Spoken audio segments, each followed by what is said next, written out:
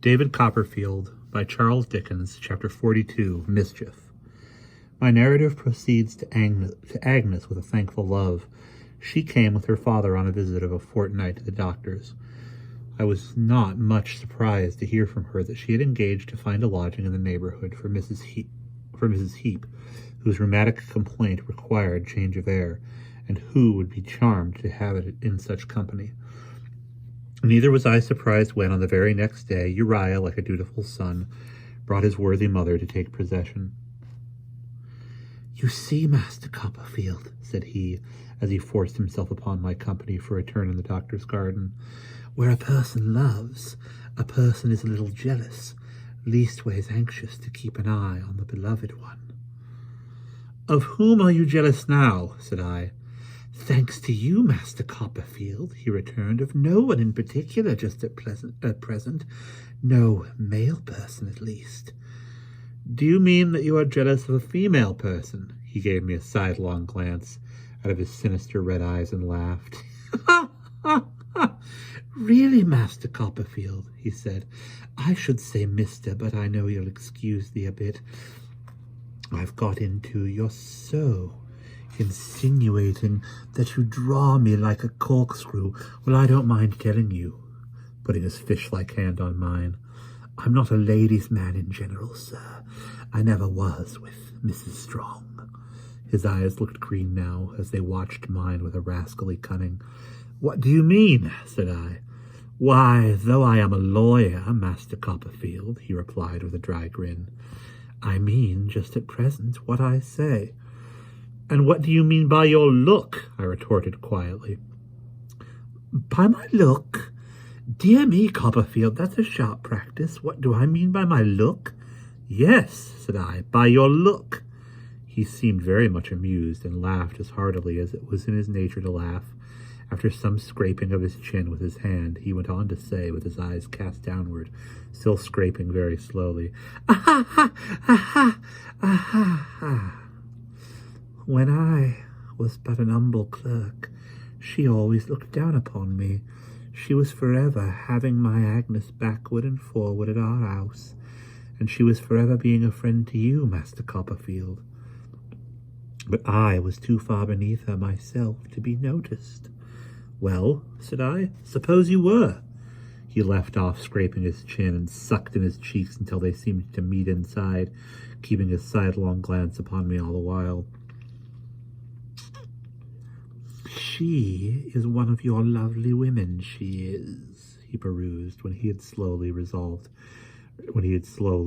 his face to its natural form, "and ready to be no friend to such as me, I know. She is just the person that would put my Agnes up to a higher sort of game. Now, I ain't one of your ladies' men, Master Copperfield, but I've had eyes in my head a pretty long time back. We humble ones have got eyes, mostly speaking, and we look out of 'em." I endeavored to appear unconscious and not disquieted, but I saw in his face with poor success. "Now, I'm not a-going to let myself be run down, Copperfield," he continued, raising that part of his countenance where his red eyebrows would have been, if he had had any, with malignant triumph. "I shall do what I can to put a stop to this friendship. I don't approve of it. I don't mind acknowledging to you that I've got rather a grudging disposition and want to keep off all intruders. I ain't going, if I know it, to run the risk of being plotted against." "You are always plotting and delude yourself into the belief that everybody else is doing the like, I think," said I. "Perhaps, Master Copperfield," he replied, "but I've got a motive, as my fellow partner used to say, and I go at it tooth and nail. I must be put upon as an humble person too much. I can't allow people in my way. Really, they must come out of the cart, Master Copperfield." "I don't understand you," said I. "Don't you, though?" he returned, with one of his jerks. "I'm astonished at that, Master Copperfield, you being usually so quick. I'll try to be plainer another time.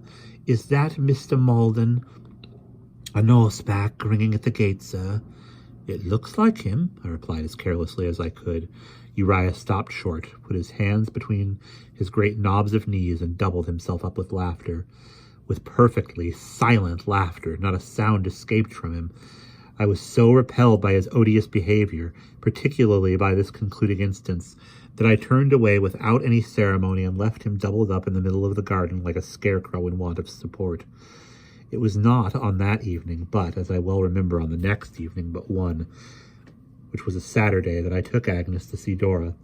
I had arranged the visit beforehand with Miss Lavinia, and Agnes was expected to tea. She was not in the drawing-room when I presented Agnes to her little aunts, but was shyly keeping out of the way. I knew where to look for her now, and sure enough I found her, stopping her ears again behind the same dull old door. At first she wouldn't come at all, and then she pleaded for 5 minutes by my watch. When at length she put her arm through mine to be taken to the drawing-room, her charming little face was flushed, and had never been so pretty. But when we went into the room, and it turned pale, she was 10,000 times prettier yet. Dora was afraid of Agnes. She had told me she knew Agnes was too clever, but when she saw her looking at once so cheerful and so earnest and so thoughtful and so good, she gave a faint little cry of pleased surprise, and just put her affectionate arms round Agnes's neck, and laid her innocent cheek against her face. The gentle cheerfulness of Agnes went to all their hearts. Her quiet interest in everything that interested Dora, her manner of making acquaintances with Jip, who responded instantly, her pleasant way when Dora was ashamed to come over to her usual seat by me, her modest grace and ease, eliciting a crowd of blushing little marks of confidence from Dora, seemed to make our circle quite complete. "I am so glad," said Dora after tea, "that you like me. I didn't think you would, and I want more than ever to be liked now Julia Mills is gone." Agnes said she was afraid I must have given her an unpromising character, but Dora corrected her directly. "Oh, no," she said, shaking her curls at me. "It was all praise. He thinks so much of your opinion that I am quite afraid of it." "My good opinion cannot strengthen his attachment to some people whom he knows," said Agnes with a smile. "It is not worth their having." "But please let me have it," said Dora in her coaxing way, "if you can." The short evening flew away on gossamer wings. The time was at hand when the coach was to call for us. I was standing alone before the fire when Dora came stealing softly in to give me that usual precious little kiss before I went. "Don't you think if I had her for a friend a long time, Dodie," said Dora, her bright eyes shining very brightly and her little right hand idly busying itself with one of the buttons of my coat, "I might have been more clever, perhaps." "My love," said I, "what nonsense!" "Do you think it nonsense?" returned Dora without looking at me. "Are you sure it is?" "Of course I am." "I have forgotten," said Dora, still turning the button round and round. "What relation is Agnes to you, you dear bad boy?" "No blood relation," I replied, "but we were brought up together like brother and sister." "I wonder why you ever fell in love with me," said Dora, beginning on another button of my coat. "Perhaps because I couldn't see you and not love you, Dora." "Suppose you had never seen me at all," said Dora, going to another button. "Suppose we had never been born," said I gaily. I wondered what she was thinking about as I glanced in admiring silence at the little soft hand traveling up the row of buttons on my coat, and at the clustering hair lay against my breast, and at the lashes of her downcast eyes, slightly raising as they followed her idle finger.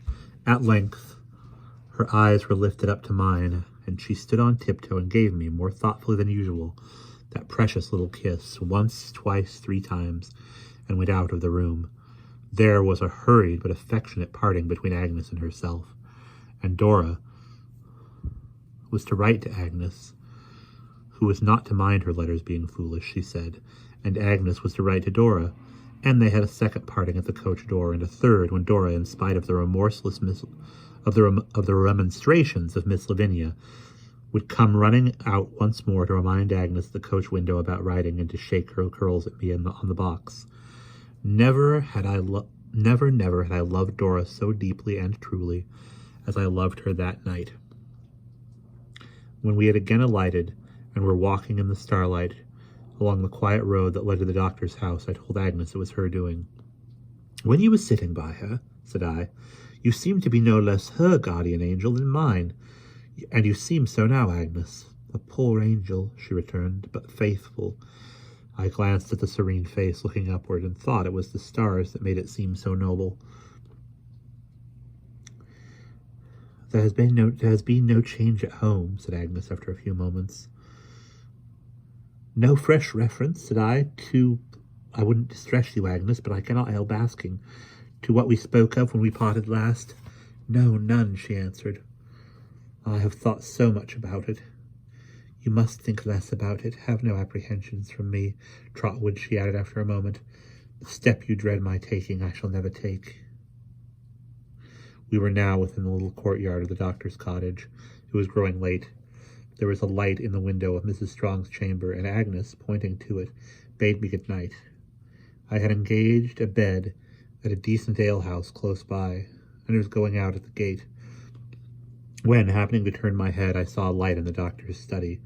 A half-reproachful fancy came into my mind that he had been working at the dictionary without my help, with the view of seeing if this were so, and in any case of bidding him good night. If he were yet sitting among his books, I turned back, and gently opening the door, looked in. The first person whom I saw, to my surprise, by the sober light of the shaded lamp, was Uriah. He was standing close beside it, with one of his skeleton hands over his mouth and the other resting on the doctor's table. The doctor sat in his study chair, covering his face with his hands. Mr. Wickfield, sorely troubled and distressed, was leaning forward, irresolutely touching the doctor's arm. I met Uriah's eye and saw what was the matter. There was an obtrusive show of compassionate zeal in his voice and manner, more intolerable, at least to me, than any demeanour he could have assumed. I felt it incumbent upon me, Master Copperfield, said Uriah, to point out to Dr. Strong what you and me have already talked about. It's much against the grain with me, I assure you, Copperfield, to be concerned in anything so unpleasant, but really, as it is, we're all mixing ourselves up with what oughtn't to be, with what oughtn't to be. That was what my meaning was, sir, when you didn't understand me. I gave him a look, but no other answer. I wonder now, when I recall his leer, that I did not collar him and try to shake the breath out of his body. I dare say I didn't make myself very clear, he went on, nor you neither. Naturally, we both of us inclined to give such a subject a wide berth. Howsoever, at last I have made up my mind to speak plain, and I have mentioned to Dr. Strong. Did you speak, sir? This was not to the doctor, who had moaned. The sound might have touched my heart, I thought, but it had no effect upon Uriah. Mentioned to Dr. Strong, he proceeded, that anyone may see that Mr. Malden and the lovely and agreeable lady, as is Dr. Strong's wife, are too sweet on one another. When you come in, sir, I was just putting it to my fellow partner, toward whom he turned, to say, Dr. Strong, upon my word and honour, whether he'd ever been of this opinion or not. Come, Mr. Wickfield, sir, would you be so good as to tell us, yes or no, sir? Come, partner. For God's sake, my dear doctor. For God's sake, my dear doctor, said Mr. Wickfield, again laying his irresolute hand upon the doctor's arm. Don't attach too much weight to any suspicion I may have entertained. There, cried Uriah, shaking his head. What a melancholy confirmation, ain't it? Him, such an old friend. My dear Strong, said Wickfield in a tremulous voice, my good friend, I didn't tell you that it has been my vice to look for some one master motive in everybody, and to try all actions by one narrow test.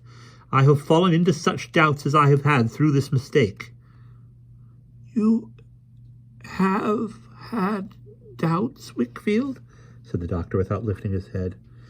You have had doubts? Speak up, fellow partner, urged Uriah. I had at one time, certainly, said Mr. Wickfield. I, God forgive me, thought you had. No,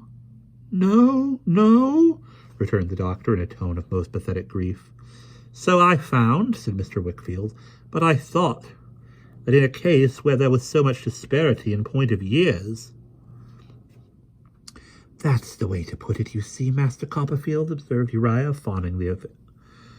with fawning and defensive pity. A lady of such youth and such attractions, however her real respect for you, might have been influenced by marrying by worldly considerations only. I married that lady, said the doctor, when she was extremely young. I took her to myself when her character was scarcely formed, so far as it was developed. It has been my happiness to form it. I knew her father well. I knew her well. I had taught her what I could for the love of all her beautiful and virtuous qualities. If I did her wrong, as I fear I did, in taking advantage, but I never meant it, of her gratitude and her affection, I ask pardon of that lady in my heart. For a little while his eyes kindled, and his voice was firm. For a little while he was again silent. Presently he proceeded as before. It only remains for me to bear the knowledge of the unhappiness I have occasioned as submissively as I can. It is she who should reproach, not I. To save her from misconstruction, cruel misconstruction, that even my friends have not been able to avoid, becomes my duty. The more retired we live, the better I shall discharge it. And when time comes, may it come soon, if it be his merciful pleasure, when my death shall release her from constraint, I shall close my eyes upon her honoured face with unbounded confidence and love, and leave her with no sorrow then to happier and brighter days. I could not see him for the tears which his earnestness and goodness brought into my eyes. He had moved to the door when he added, Gentlemen, I have shown you my heart. I am sure you will respect it. What we have said tonight is never to be said more. Wickfield, give me an old friend's arm upstairs. Mr. Wickfield hastened to him. Without interchanging a word, they went slowly out of the room together, Uriah looking after them. Well, Master Copperfield, said Uriah, turning to me, the thing hasn't quite took the turn that might have been expected. For the old scholar, what an excellent man, is blind as a brickbat. But this family's out of the cart, I think. I needed but the sound of his voice to be so madly enraged as I never was before and never have been since. You villain, said I. What do you mean by entrapping me into your schemes? As we stood front to front, I saw so plainly, in the stealthy exultation of his face, what I already so plainly knew. I mean that he forced his confidence upon me expressly to make me miserable, and had set a deliberate trap for me in this very manner that I couldn't bear it. The whole of his lank cheek was inviting before me, and I struck it with my open hand, with that force that my fingers tingled, as if I had burned them. He caught the hand in his as we stood in that connection, looking at each other. We stood so for a long time, long enough for me to see the white marks of my fingers die out of the deep red of his cheek, and leave it a deeper red. Copperfield, he said at length in a breathless voice, have you taken leave of your senses? I have taken leave of you, I said, wrestling my hand away. You dog, I'll know no more of you. Won't you? He constrained by the pain of his cheek to put his hand there. Perhaps you won't be able to help it. Isn't this ungrateful of you now? I have shown you often enough, said I, that I despise you. I have shown you now more plainly that I do. Why should I dread your doing your worst to all about you? What else do you ever do? There was another long pause. His eyes, as he looked at me, seemed to take every shade of color that could make eyes ugly. Copperfield, he said, removing his hand from his cheek, you have always gone against me. I know you always used to be against me at Mr. Wickfield's. You may think what you like, I said, in a towering rage. If it is not true, so much the worthier you. And yet I always liked you, Copperfield, he rejoined. I deigned to make him no reply, and taking up my hat, was going out to bed, when he came between me and the door. Copperfield, he said, there must be two parties in a quarrel. I won't be one. You may go to the devil, said I. Don't say that, he replied. I know you'll be sorry afterwards. How can you make yourself so inferior to me as to show such a bad spirit? But I forgive you. You forgive me, I repeated disdainfully. I do, and you can't help yourself, replied Uriah. To think of your going and attacking me, that have always been a friend to you. But there can't be a quarrel without two parties, and I won't be one. I will be a friend to you in spite of you. So now you know what you've got to expect. The necessity of carrying on this dialogue, his part in which was very slow, mine very quick, in a low tone that the house might not be disturbed at an unseasonable hour, did not improve my temper, though my passion was cooling down. You know, Copperfield, he said, you're in quite a wrong position, which I felt to be true, and that made me chafe the more. You can't make this a brave thing, and you can't help being forgiven. I don't intend to mention it to Mother, nor any living soul. I'm determined to forgive you. I wonder that you should lift your hand against a person that you knew to be so humble. I felt only less mean than he. He knew me better than I knew myself. If he had returned or openly exasperated me, it would have been a relief and a justification.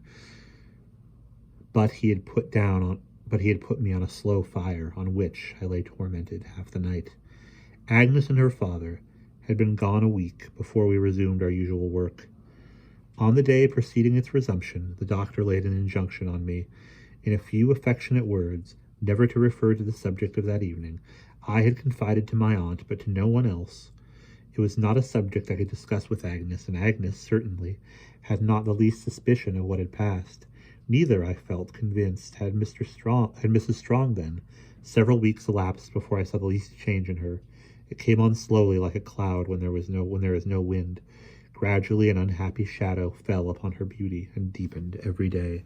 And that is the end of chapter 42.